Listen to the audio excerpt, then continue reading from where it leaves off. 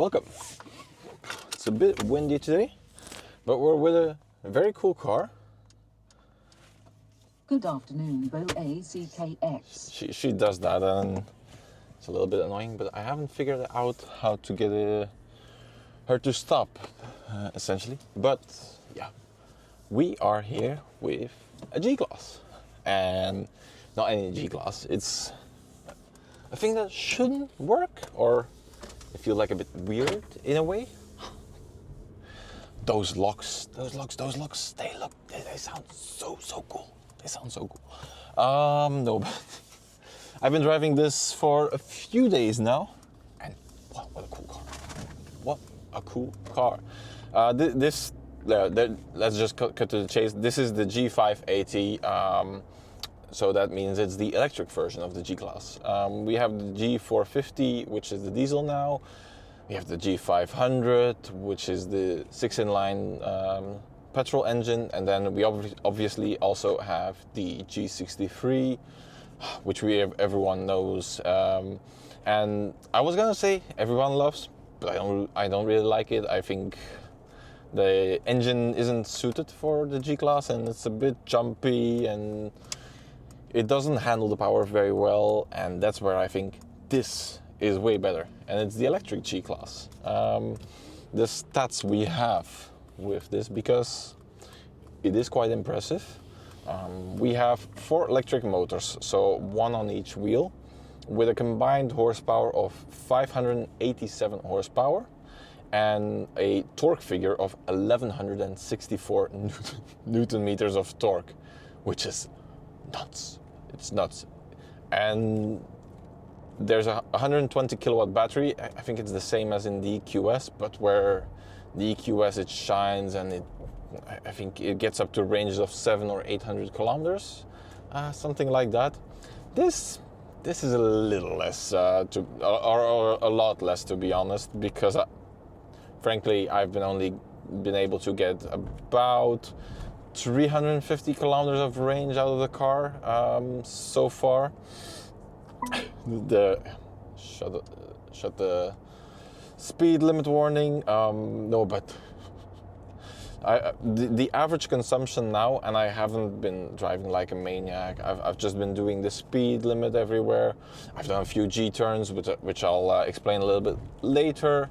But I'm currently at 36.2 kilowatt hours per 100 kilometers. Now, if you're a bit unfamiliar with that figure, essentially it's a lot. Most electric cars, they float between 18 and 22, 23 kilowatt hours of battery life consumption. So about a third more, but yeah, what do you want? It's a G-Class, and the thing I love with the G-Class is you sit high up, like with any SUV, and I know I've said I don't really like SUVs, but SUVs like these, they work. So you sit upright, you can see down. I love how you can see the indicators on the bonnet. You have the big bonnet as well. Inside it's very nice. We have these massage seats, and they're heated and ventilated, and they're actually also I think what Mercedes calls the multi-contour seats, which is something actually that has been there since the first generation, I think, of the CLS 63, maybe earlier, but don't shoot me if I'm wrong. Essentially what it does, when you go around the corner, the bolsters here and here, so now, perfect way. So we're going, and I can feel the left bolster just pushing me a little bit back to the center of the seat, and essentially holding me way better in. As said, we have 1164 Newton meters, and it's fast, but it doesn't really feel that fast. But away it goes. Essentially, also it builds up torque. So if you would unleash all 1100 Newton meters of torque at a single time, you would shred all wheels. That's at least my guess, is you would shred all wheels. But it builds up very nicely. Traction control kicks in a little bit around now, but it's a little bit damp as well. So what do you want with this much power? But the thing with essentially why this much power works with the G580 and not with the G63 comes down to something which is center of gravity. And there's no point in hiding it. This G-Class weighs 3 tons. Yes, like actually 3,000 and I think 3,050, 3,060 kilos. So I think it's the heaviest car I've ever driven, even heavier than some American pickup trucks. But yes, with that much weight, it's all in the battery and in the electric motors, and they all sit very, very low in the car. Whereas with a G63, the engine is up in the front and it sits a little bit high inside the engine compartment as well. And every time you hit the pedal with the G63, it goes like this, and then especially when it's damp, it starts to freak out and it juggles you around. It's not a nice experience. I do have to say, the G63 looks really nice with the wheels and the grille and everything. It looks very aggressive. However, I don't think it drives very nice. Also on the bigger tires, it's a little more rough. And here, even with 3 tons, we have a very, very well damped suspension. Kudos to Mercedes, because to dampen a 3-ton beast like this well, I think it rides better than the S63 that we drove just last week, I believe. Yes. What else? We have normally with the with any G-Class, we have in the middle our off-road buttons, and one moment. You can see when you're flooring it, the traction control is not intervening, but it is managing the power just by the electric motors itself without traction control using anything. 0 to 100, I believe, in optimal conditions is 4.8 seconds, which isn't the fastest thing in the world, but it is still quite fast for a 3-ton beast. No, I was talking about the off-road capability. So normally you have your 3 differential locks, so to transfer the power when you're going off-road. With the G-Class having 4 individual motors, you don't really need a locking diff, essentially because the electric motors, they can do it by themselves. So if you're going off-road and it feels like it's struggling for traction somewhere, it can just move both tires or multiple tires at the same rotation with different electric motors. What we do still have is a low range, and the low range there's really a mechanism in it, because when you select it, you have to go to neutral, and then you can feel or you can hear something clicking in below you, and then you're in low range. Once you're in low range, you can go to the rock setting, which turns off stability control. And then we have 2 very cool things. Mercedes, you're crazy for doing this. One is the G-steering, and what G-steering essentially does, it gives you a little bit of a sharper turn when you're off-road and you need to navigate around a tight bend. What it'll do is it'll lock 1 or 2 of the rear wheels, depending on how you're turning, and it'll drag it a little bit. It'll drag the inside wheel, so when you're turning, it pushes it a little bit sharper in. So essentially, without having any rear wheel steering to compensate for a long wheel base, which this doesn't really have, but the turning circle is noticeable. Also, just the turning of the wheel is noticeable. It feels a little bit like a truck, and that's what an SUV has to feel like. It has to be gentle. Yeah, everything has to be comfortable. The power is nice, but you don't really need it. Yes. So that's G-steering explained.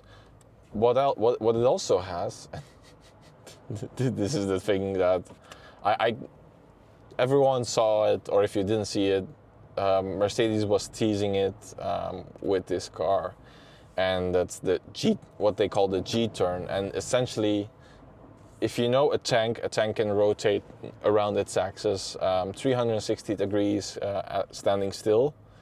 This can do the same thing, and if I'll show it to you in a different clip here, because we can't do it on the road. So here. So if you want to do a G-turn, there's a couple of things you have to do. First, you have to go down into rock mode and activate the drive program. It says then that ESP is disabled. You need to switch it in neutral, activate low range, wait for the two lights to pop up, and then turn G-turn.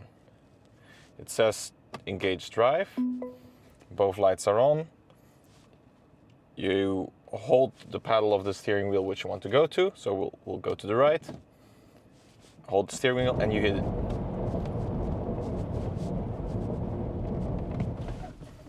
Let go of the gas. That's how you do a G-turn. Yeah, it's such a weird feeling, to be honest. It's very cool. I cannot believe they actually got the approval to put it in. Please don't try it on like dry asphalt roads if you're doing it, because I think you'll probably hurt some components and you'll rub off the tires quite quickly, I presume, as well. I took it to the Ardennes this weekend, and yes, it's just very smooth. Everything is very nice. Inside it's very quiet. Even it's very windy now, and there's barely any wind noise coming around, even though we're in a pretty sizable thing on the road. The only thing that I really dislike with this car is the range, and I know it has the biggest battery, and yeah, you cannot expect a good consumption from a G with this much power as well, with 4 electric motors. But it really is, it isn't the best. As said, I think if you charge it fully, you get between 350 and 380 kilometers of range, depending if you're driving a little bit more stop and go traffic, that might increase. But doing long drives, over 200 kilometers long, it's not the nicest experience, because essentially if you're doing fast charging, you're trying to do it between 5 or 10% of the battery and 80% of the battery, because once you're past 80, charging speeds drop so much, and it's not worth it essentially to wait this long to do anything. But yes, even then, fast charging speeds, I did from 5% to 80% or just above 80% a few times, and every time it took me more than 40 minutes, which is a really long time. And yeah, I got onto 2 chargers that didn't work, and it just, I know where to look, but sometimes the infrastructure isn't there, and it's really a pain in the bum, to be honest. Other than that, I really love this thing. It works so well. If you're not doing too many long distance trips, this works so well. The cabin is so nice, so refined. There's Alcantara everywhere. We have the Burmester sound system. I've said it before, these seats, they're very nice. The massage, I had a little bit of a sore back coming back, and put on the massage for half an hour, and I started feeling better. The infotainment now, it's touchscreen, which is really weird in a G-Class, to be honest. But again, it works, and it's so nice. Yeah. As you can maybe tell, I really love the G-Class. I really love what they done with the electric one. Range, yeah, the range sucks. And then we have to get on to the point of maybe what's also important is the price. In this configuration we have here, this is what Mercedes calls the Edition 1. So they're the first ones you can order. They come in various colors, but I think this is a special color for the edition one. It's like a matte blue paint. It looks really nice. It attracts a lot of people. But then you also have all the blue stitching everywhere. You have carbon finish everywhere, and in the carbon there's a small blue, a blue wire. I think it's interlaced inside, but it looks very, very nice. It reminds me a bit of what Audi did on the C7 RS6, one of the last examples. They did a similar thing with the carbon. Looks really nice. Everything inside, yeah, there's nothing to complain about. A G is essentially still is a workhorse, and I love workhorse SUVs. However, it's super, super, super comfy, and it's so nice. But yeah, as I was saying, edition 1, the price right now, 198,000 euros, which is, it's a lot. Yeah, I'm not going to say it's yeah, it's definitely a lot. It's a very expensive toy, essentially. I think the standard G-Class, or like the standard electric one, it starts at about 156-ish, I believe. Which, yes, it is expensive, don't get me wrong. The range isn't that great, fast charging isn't great either, but anything else, it's so nice, and it works so, and it has this little bit of a fake sound. I don't know if you can hear it when you accelerate, but it works. It's not intrusive, it's very quiet, and this is how it should be. And yes, it does, essentially, in a weird way, it doesn't even feel artificial, which is crazy how they done that with this car, and yet they couldn't figure it out on the S63.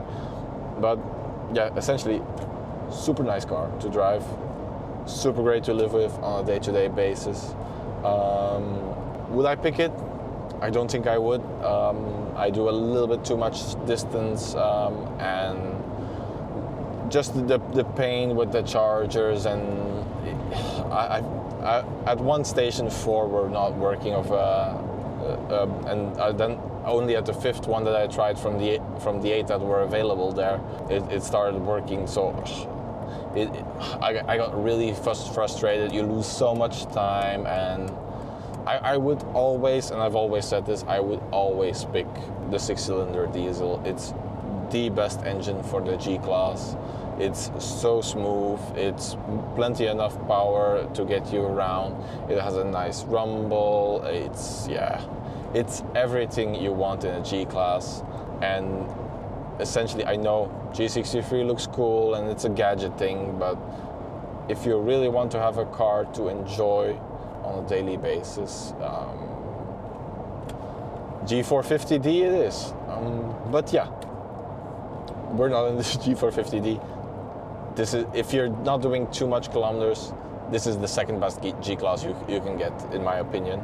And in a lot of places, it's also very interesting on a tax basis. So if you're thinking about it, go and have a drive. It's lovely. Buy one. And I hope I convince you. I really love it, and I hope I get to drive one again soon. But yeah, that's all we have time for today. If you have any questions left on the G, or if you have any comments on the G, if you don't think electric works in the G, feel free to let me know in the comments, and yeah, I'll see you in the next video. Bye.